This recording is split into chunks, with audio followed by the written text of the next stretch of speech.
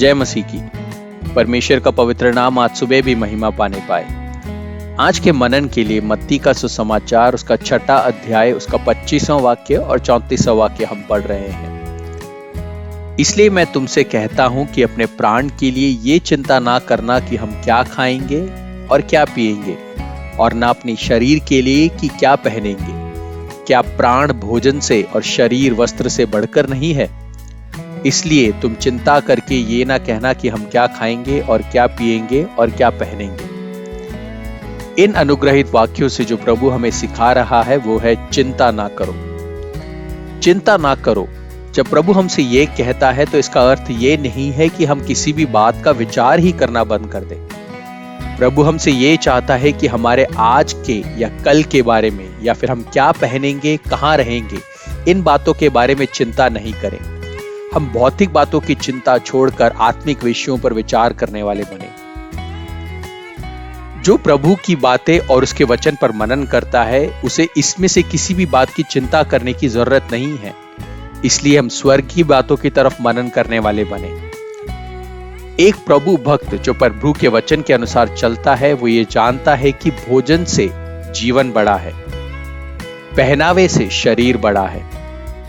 तीसरा, हम ये भी समझते हैं कि परमेश्वर जिसने सभी बातों की सृष्टि की है उसके लिए हम मूल्यवान हैं। चौथा, हमारे जीवन में एक भी दिन बढ़ाना या कम करना सिर्फ प्रभु के हाथों में है। पांचवी बात, वो परमेश्वर हमारी जरूरतों को हमसे पहले जानता है, इसलिए हमारी जरूरतों के लिए हमें चिंता करने की कोई जरूरत नहीं है। परमेश्वर के वचन का मनन हमारी सारी चिंताओं को दूर करने पाए। जो चिंता करके अपने जीवन को नष्ट करते हैं उनके लिए बोली गई कुछ बातों को मैं याद करता हूं। पहला, चारा खत्म होने के बाद बकरी क्या करेगी ये सोच सोचकर अपनी छोटी उम्र में ही चल बसी। दूसरा, समुद्र का सारा पानी खत्म हो जाने के बाद मछली क्या पिएगी ये सोच सोचकर मछली चिंता में आ गई और अपनी जान गंवा बैठी। प्रियो, ये बातें मजाक की सी लगे, लेकिन हमें जांचने की जरूरत है कि कौन सी बात है जो हमें निरंतर परेशान करती है, वो कौन सी चिंता हमें अंदर से खाई जा रही है। अयोग्य चिंताएं हमारे जीवन में बोझ और भय लाती है, जिसकी वजह से हम प्रार्थना भी नहीं कर पाते हैं। बेकार की चिंता हमारी उम्र भी कम कर देती है।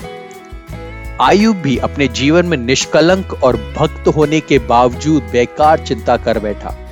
इसीलिए उसने अपनी किताब के 3 अध्याय की 25वें वाक्य में ऐसा कहा, क्योंकि जिस डरावनी बात से मैं डरता हूं वही मुझ पर आ पड़ती है, और जिस बात से मैं भय खाता हूं वही मुझ पर आ जाती है।